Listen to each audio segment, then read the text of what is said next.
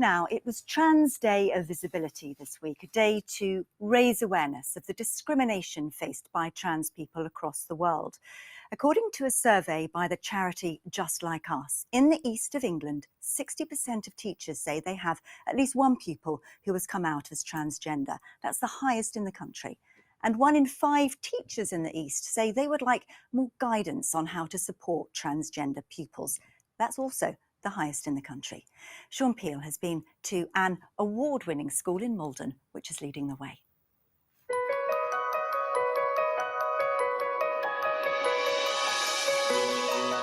At the Plume Academy, inclusivity is, well, it's all-inclusive.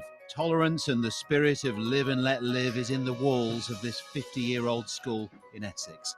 Like most, they have a quiver of clubs: book club, homework club, table tennis club, etc. But they also have a Pride Club. A few months ago, it won an award for the most outstanding Pride group in the country. The traditional school lock-up, all the colours of the rainbow. Here at the Plume Academy, there are more than 1,700 students. Now, more than 60 of them, that's 4% of the school population, belong to the Pride Club, which is a support group set up to support students who may be questioning or curious about their gender identity and or sexual orientation. How could we use tomorrow's Pride session to raise awareness and support for trans students? Plume Pride is led by the students, helped by teacher Alison Ollett. It's a safe space for LGBT plus pupils and friends to meet and talk and just be themselves if they want to be, when they want to be. When I joined, I wasn't anything actually. I just saw a pride group. That looks cool because someone asked me what my pronouns were a little while before that, and I had no idea what they were. I hadn't the foggiest clue what anything was. Never been exposed to it before, but I thought, new club, I'll join, and now it's helped me so much.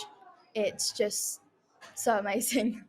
I just want to make our school the most inclusive it can be and make it a safe space for everyone, and know that everyone is accepted and that everyone can talk about how they feel and it's going to be okay. It definitely helped me find myself and helped me figure out my identity, and it sort of helped me figure out that it wasn't just me and there were other people like me in school. It's such a live issue. Just this week, Jamie Wallace became the first MP to come out as trans. Cyclist Emily Bridges was blocked from competing in the Women's National Championships. And at the World Cup in Qatar, the country's strict anti-LGBTQ laws are being flagged. It's the news of the world, and schools live in that world. Times have changed, and it's that exact point. There are many more questions. There are many more situations where young people will be seeking answers, will be seeking advice, will be seeking guidance. And our objective is to make sure that we could be an ear, we could listen, we could support, we could guide, and we could educate. And that's not just the young people themselves, that's also their families too.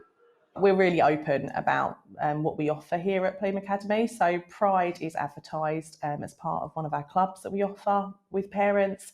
We signpost everything we do to them, and we've been really fortunate that our parents have really embraced that and welcomed the support. This has to be the biggest trans flag I've ever seen. For Donna Whitbread, Plume Pride is a far cry from her experience coming out age 12 as a transgender woman. She's in her 30s now and remembers it well, and not fondly. Donna grew up during Section 28 protests, a law that banned teachers and students from talking openly about the subject. I remember being told when I was at school, I was very horrendously bullied, and this is in the 1990s, and I told somebody at the school about this, and I was told that if I wasn't so camp, I wouldn't be beaten up. That was the gist of it.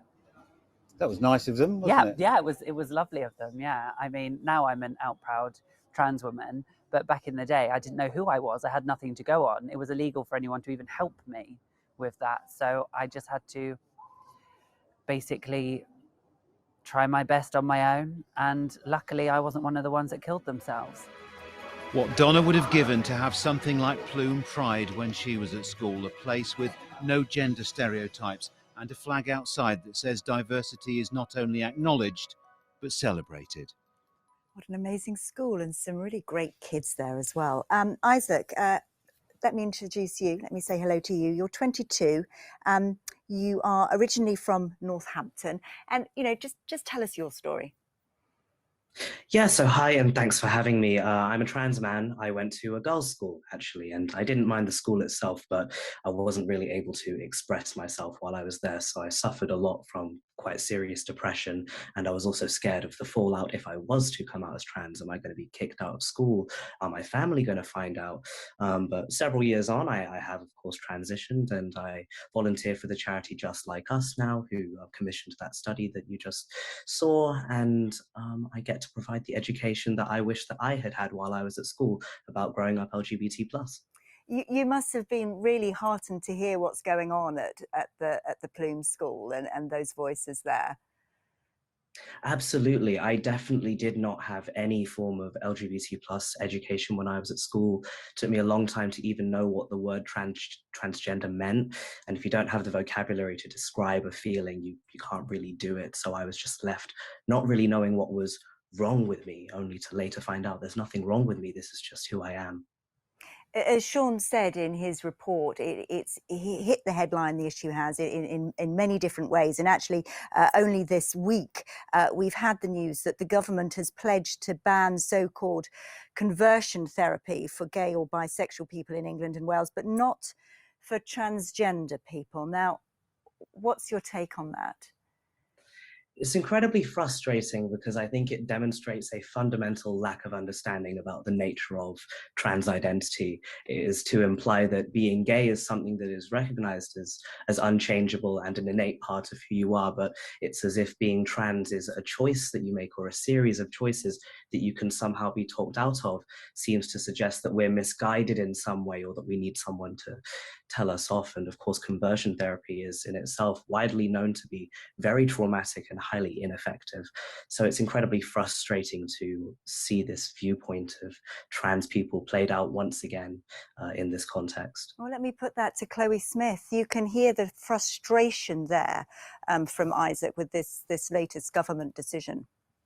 I'm listening really carefully to all the parts of this package, and it's great to have Isaac as part of the conversation, as well as the young people at the school, because I think this really does show us how carefully we need to conduct this debate and how inclusively actually that debate ought to be conducted.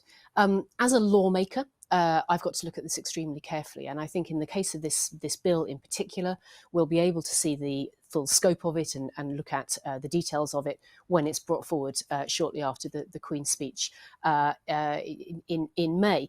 I think the thing I would add to the points that have been made so far is that some of the concerns that I've also heard expressed are about the need to help children to make the right choices at an early age and not irreversible choices. So some of the clinical or medical avenues available here may be problematic for a person in later life if they were taken too young or unadvised. All right. So I think that needs to be added to the debate. Okay, is that a valid point to add to that to this debate, Isaac?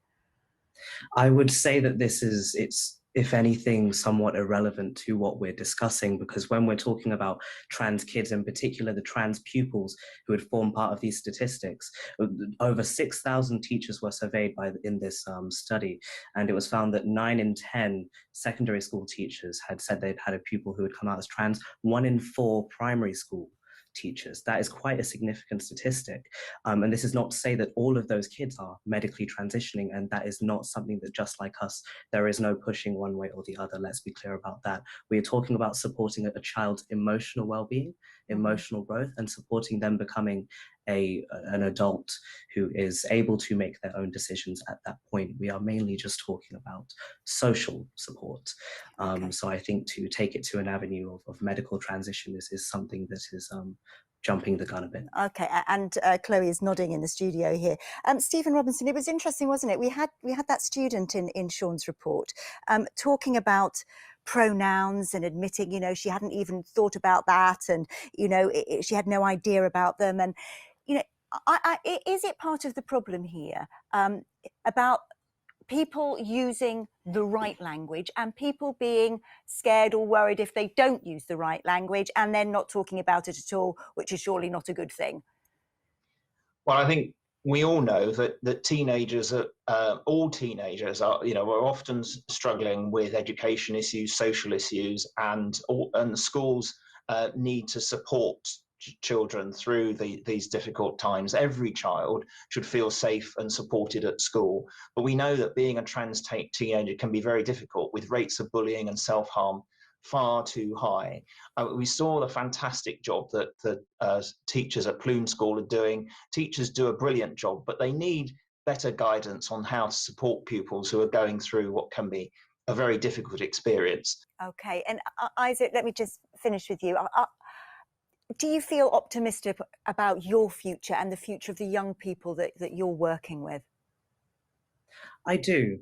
As I do these school talks and I get to go in person into schools and talk about my experiences growing up as a trans person, I do get the opportunity to speak to a lot of other young trans kids as well. But as we can see from the statistics, over 75% of those teachers do want to access better support to support their trans pupils. So I am optimistic. Teachers teach young people because they are optimistic about the futures of young people. They do want to help. They do want things to get better. So okay. I have a very positive outlook for the future of young trans people. That is great to hear. Isaac, thank you so much for joining us.